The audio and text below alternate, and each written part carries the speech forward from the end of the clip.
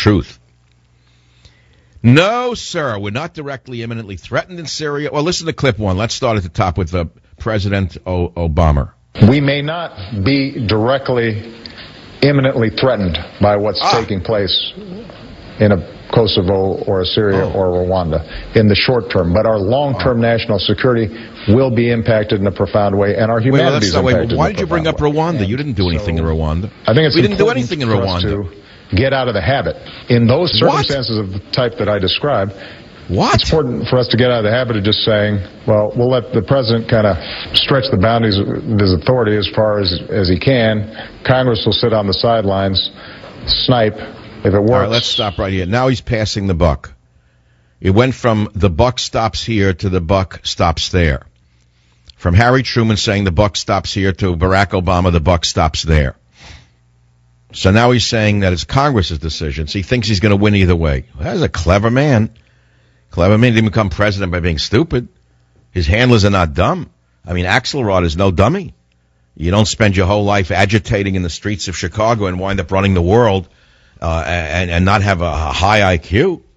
So you parse things. You say, look, now it's in your hands. I wanted to go. You said, don't go. Now you say, I'll put it in my hands. Now you better do it, or else I say you didn't do it. Then where does that leave us? So you see, it's now it's in the hands of Congress, not in Obama. So either way, he wins. That's what Axelrod figures. Doesn't matter if a whole country burns.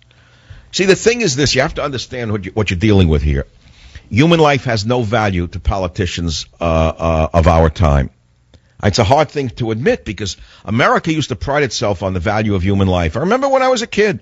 Growing up, I was told that the reason the American soldier is a better soldier and the reason he fights better, which was a lie, by the way, is because the Americans believe in the value of human life and the others don't. Well, now we've reached a point where we're just like the others. We don't believe in the value of human life. Infants are chucked out of a womb and thrown into a garbage can so the girl can go back to a rave, an ecstasy rave. She tosses the fetus into the toilet bowl. That's giving you, I'm giving you a graphic example of what's happened to our country. Now let's go to the national level.